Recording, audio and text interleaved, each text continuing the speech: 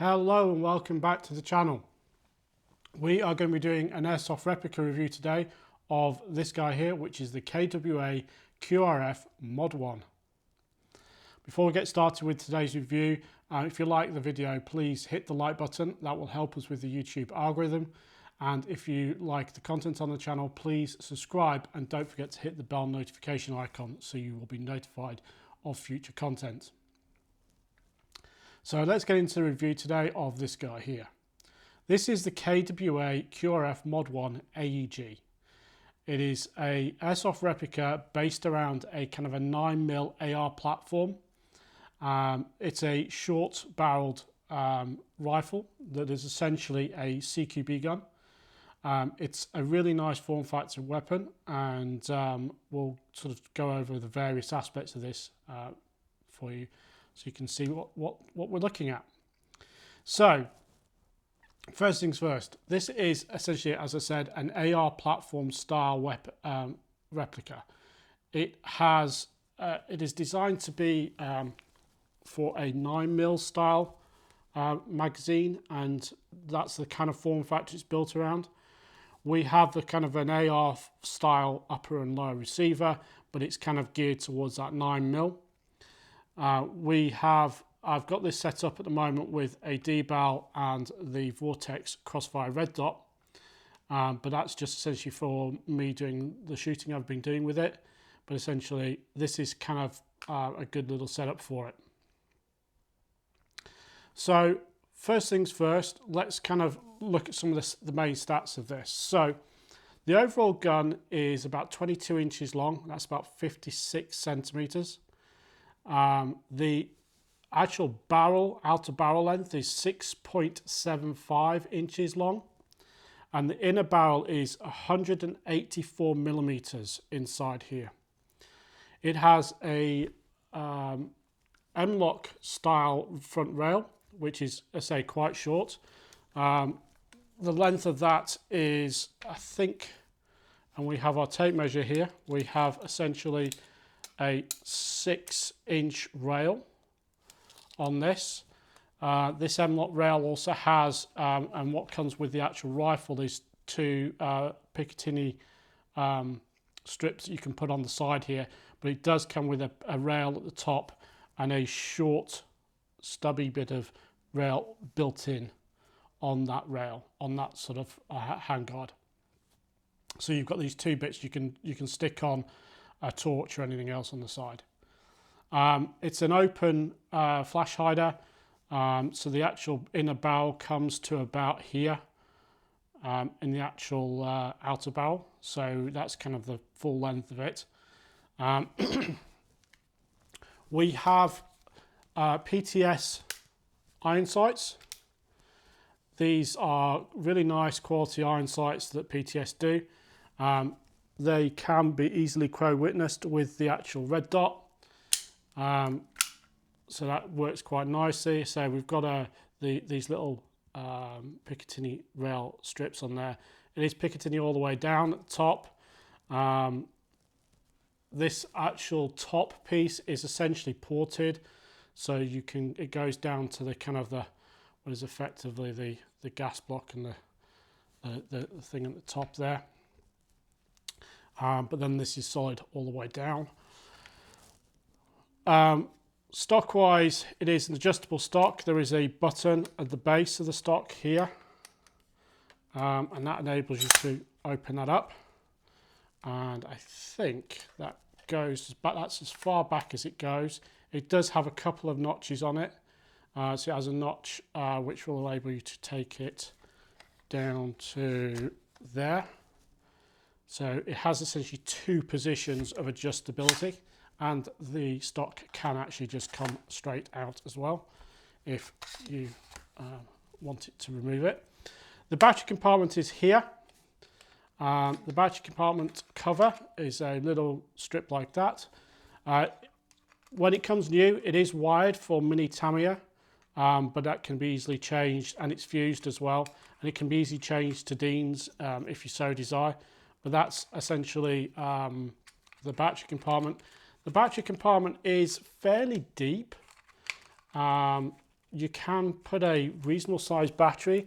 So I use these Titan Power batteries in here, and they will fit in the bottom and quite snugly in here. But you can put the nunchuck style batteries, the slightly longer ones in, and they will fit quite nicely as well. So there's a good bit of space to get one of these in, or to get a longer battery in the bottom. So there is a good bit of space in the bottom of the battery compartment. If you kind of make sure you structure your battery placement, you'll get most battery types in there. So it's a really nice fit, and that goes in, and it does take a little bit to make sure it's in. You do have to be careful. If you don't catch that, it can come off quite easily. I have had it pop off very easily. It has sling mounts here and here at the base of the stock. There are no further sling mounts on the front. However, you can easily drop a mount onto the rail, but it does work quite nicely with a single point sling. It is ambidextrous controls, so we have the fire selector, ambidextrous, both sides, safe, semi-auto, usual sort of thing as an AR platform, and it's ambidextrous mag release. So we've got a mag release button here. We've got one on the other side here, and also we've got one at the bottom here. So we pop the mag in like so, and it can be released by clicking it like that, very similar to an MP5 style mag release. And you can also release it by pushing on the side, and likewise on the back. There is a bolt release. Not quite sure what the bolt release does on this side. I think it's just there for show, or that it could release something in there. As I mentioned, there's essentially 3 variants of this. This is the Mod.1, and the Mod.1's variants, the main sort of differentiating feature is the magazine. So the Mod.1 has this curved MP5 style magazine. Essentially the Mod.2 has an angled magazine, which kind of is a straight mag, but it goes towards the pistol grip. So it's kind of at the same angle as the pistol grip, going like that. Kind of reminiscent, I think, really of a Vector. And then the Mod.3, if memory serves, is a straight mag. So the mag comes out straight from the lower. So we've got one that comes back towards you, and then we've got the one that curls away, and then we've got the one that goes straight. The difference in the magazine, so the Mod.1 mag, this is a mid cap, and it's about 80 rounds. The Mod.2, as far as I understand it, their mid cap magazine is actually about 120 rounds. And the Mod.3, I'm not sure exactly what mag side, but I suspect that could be very similar to the Mod.2. Might be around about 100 rounds to 120, but don't quote me on that. I prefer this style. I chose this one over the other one. Just I like the magazine style, and I like sort of the release of this. It just feels more natural for me, coming this way, just with the curve of the thing. It's very similar to an MP5, and I do like that kind of style mag release. So it is a very comfortable gun. The pistol grip is PTS. It's a nice pistol grip, styled on a Magpul type pistol grip. I can't remember which Magpul pistol grip it is. I know it isn't the Mo Plus. It is a Magpul style pistol grip, but it's good pistol grip in there. Curved trigger, nice feel to it. I'd say the entire body is metal. It has got a good bit of weight to this. It's actually pretty heavy. it is, I say, a nice heavyweight sort of gun. It shoulders particularly well, so you can shoulder it quite comfortably when the thing. It's got a nice good point in the actual shoulder with the actual with the red dot there. It works quite nicely. It is a good cushion. It's handy to use. It's nice and small, so you can use it in close environments. It's easy to manipulate.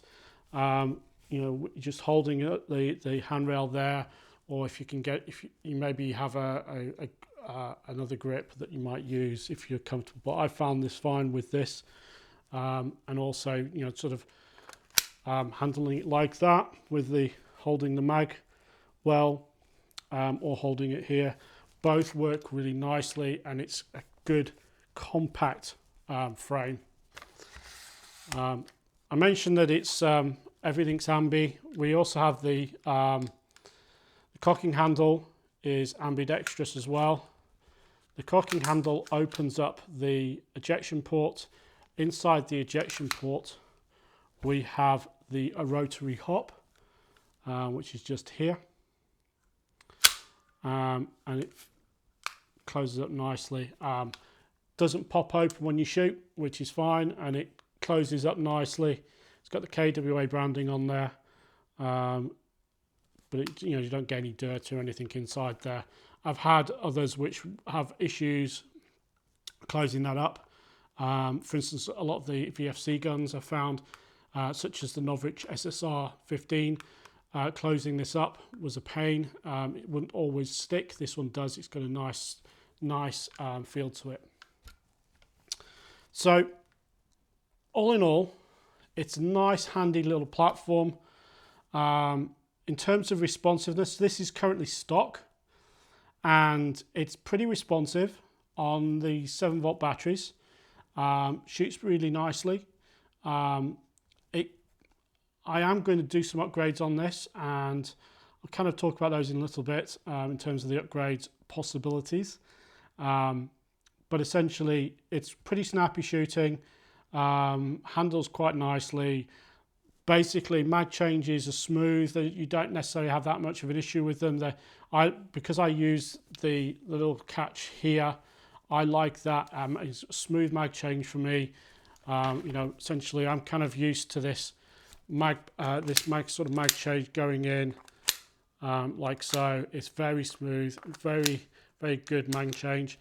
One thing I have noticed with these mags is they do have a little follower that pops out, which is pretty cool, because that does make sure that the BBs are pushed all the way into the hop. You don't get as many wasted BBs as you do with some other mags. So for example, the PTS mags that you use with a lot of the M4 style guns, the mag follower doesn't pop out, and as a result you can end up with maybe 4 or 5 BBs that you'll lose. You don't necessarily have that problem. They're a good sturdy mag. You know, I like the mag. I say they're 80 round magazines, and it's pretty handy. So in the box, you basically get the gun, a single mag, the magazine, the manual. Essentially, there's a couple of bits to it. There's the warning sheet, and then there's the standard kind of here's how to use the gun type situation. The actual overall sort of gun is pretty nice. It shoots around the 320 mark FPS on 0.02 BBs. You can apparently adjust it. So there is an adjusting mechanism, and it's detailed in here. So you can adjust the FPS, and you get a tool that enables you to do this. So in here, you can adjust the FPS with there's essentially a tool that will go right down, and you can adjust the spring to take it up to 370 FPS. So you can adjust this. You don't have to kind of swap springs and so on. It kind of comes out of the box, adjustable to that sort of FPS sort of regime that you want. So you can adjust that to suit. Now, I basically haven't changed it. As I say, it's shooting around 320, which is perfectly adequate for most UK sites, you know, CQB and for woodland sites. It's a good weight. Yeah, so it's about 2.5 kilos in total weight. So it's not onerous to use, and you can put stuff on it. And this is probably closer to about 3 kilos now with the sight optic on there and everything else. So it's really nice. The Mod.1 has about 19-20 rounds per minute, per second rate of fire. The Mod.2 has a slightly lower rate of fire of about 17. I'm not sure why that's the difference, but essentially this is got a relatively decent rate of fire. So, as I've been doing with a lot of the guns I've been reviewing, I did some test shooting, and we have the results of the test shooting. This is 10 rounds of 0.28 gram BBs. This was at 20 meters. The sights were zeroed for 25. So essentially, this is the stock shooting. I was kind of aiming a little bit up here. As I say, the sights were zeroed for 25 meters as opposed to 20 meters I was shooting at. As you can see, the grouping is really tight. A lot of the BBs literally just broke through the same sort of spot. So I was really happy with the shooting, and this is a stock gun with the stock barrel, and the performance was really good, and it was consistent like this. This is just one of maybe 15, 16 different targets I was shooting at. You know, once I got it dialed in, it was shooting consistently like this, and it was really happy with the consistency of the actual gun. That shooting is indicative of just the quality that this is. This is a very high quality replica. The build is really good. There's no qualms I've had with the build with this gun. You know, there's no rattles, there's no give. It's nice and solid. Even with a mag in, the mag wobbles a tiny bit if you hold it down here, but that's just because of the length. But it does wobble a little bit when you kind of shake the gun, but it's not as bad, for instance, as the SRS 15, which just shook and vibrated almost. But this is the wobble on this is just, you know, just slight wobble. But the actual build quality of this is really good. There are no seams or anything else that you kind of worry about getting gunk and dirt in there. And that's just reflected in the way it shoots as well, because it's just it's quality set of sort of shots out of this. It's really nice. What I kind of plan to do with this is essentially, I am planning to upgrade some of the parts on this. So I am looking to put a MOSFET in it, so it does not have a MOSFET to start with. From what I understand is the gearbox is a V2 gearbox. I haven't opened this up, but the gearbox is a V2 gearbox. It will take a Titan MOSFET, and that's what I intend to do. I intend to have a Titan fitted to this. I want to get a new barrel in the barrel for this. I'm happy with how this is shooting as it is, but I do want to put a precision barrel in here. But the barrel length is I say 184 millimeters, so it's a very odd barrel length. I've not yet been able to find a barrel that will fit this suitably and not come out of the flash hider here. The flash hider, sort of the end of the inner barrel and the flash hider, there is literally about, I'd say about 5 millimeters of difference. So you could probably go to a 190mm length barrel, but that's kind of it for this. I would suspect kind of a standard hot bucking arrangement that you could go to with any barrel that you choose is an option. Not sure about the motor and the actual internals of the gearbox. I would probably take that one as a let's have a look, see what it's like at a later stage. But I think the stock gearbox would probably be fine, and essentially the motor would be fine. I think the Titan would change the way the trigger response is. It would improve it a little bit, but also it gives you those different modes of operation you get with the Titan. I kind of like the idea of having this with a burst mode. So you have your safe, your semi, and then you have a 3-shot, 4-shot, 5-shot burst.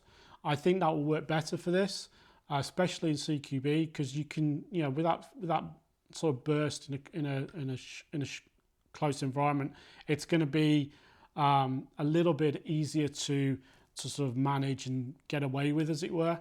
But accidentally slipping into full auto and then lighting someone up with this is not going to be a good idea. There's a lot of room on the back on this gun for accessories. I say we've got a Vortex Crossfire on here at the moment. We've got a D-bal on here, which fits quite nicely and kind of profile works with this. We can drop a torch on the side here. It kind of easily fits onto one of these rails at the side. And for example, if you've got a torch on one side, you can easily, if you can thumb press it, or you could put the activation switch on here and then put the torch on this side, and that will work quite nicely. That's one option. You've got some things you can do there. I would probably, I think I was going to use this on a regular basis. I'll probably put a sling mount in the M-lock here. That way I can essentially just have a 2-point sling instead of a single point, and just have it on the chest. The sort of hand grip situation, I might put something on here. I'm a kind of a big fan of the Hera Arms foregrip. However, that will not fit on here. So I've got to figure out a suitable foregrip for this. I'm not sure what sort of foregrip I want to run on this. So I'm just going to use it as is and kind of work around that. The flash hider is removable. It's a 14mm counterclockwise thread. So you can put a tracer unit on here, or a silencer or a different flash hider. I'm not sure what I'm going to do with that just yet. I might sort of put a flash hider on this and see how that works. Sorry, a tracer unit, or essentially a mock suppressor stroke tracer unit kind of arrangement. The stock is, you know, the stock. That's how it's going to be, and it works quite nicely with that. I do remember seeing potentially a battery extender for this that goes on there, just a little cap that replaces the stock one to give you more space for batteries. But I don't think that's really a requirement. This works quite nicely, and if you're using the Titan power batteries like these, you know, this is a 7.4 300 milliamp hour battery, and these are the lithium ion ones. You know, they outclass a LiPo of the same capacity, and they are smaller. So that's pretty cool. So the Titan power batteries definitely make this gun last a little bit longer, as they do with pretty much any AEG that you use them with. So would I basically recommend you buy this gun? It's a fun gun.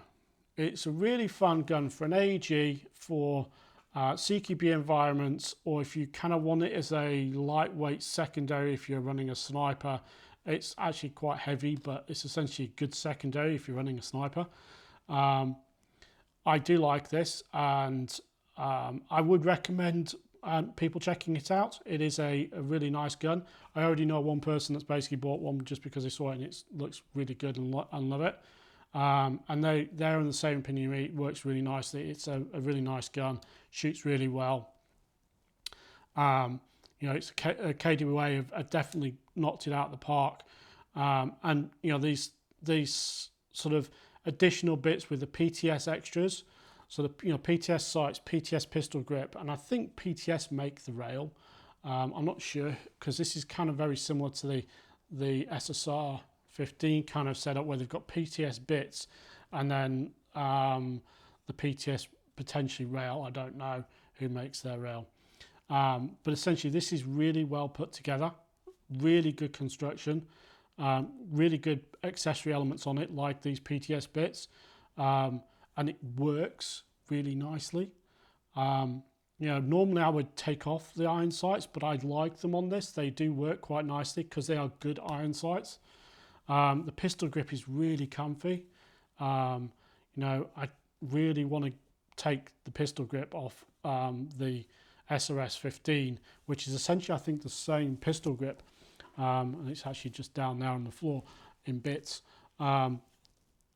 Basically, I want to take that pistol grip off and put it on a different gun, but I'm told that it's not so good on my other guns, which are all TM recoils.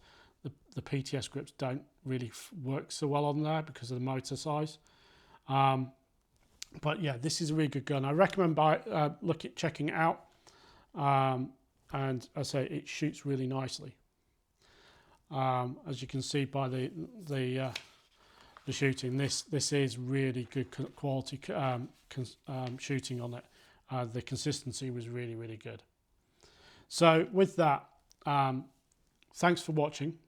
If you've enjoyed today's review, please hit the like button. If you want to pick one of these up, I'll drop a few links to places in the UK and Europe that sell this in the description. Yeah, if you like today's review, please hit the like button. And with that, thanks for watching, and see you guys next time.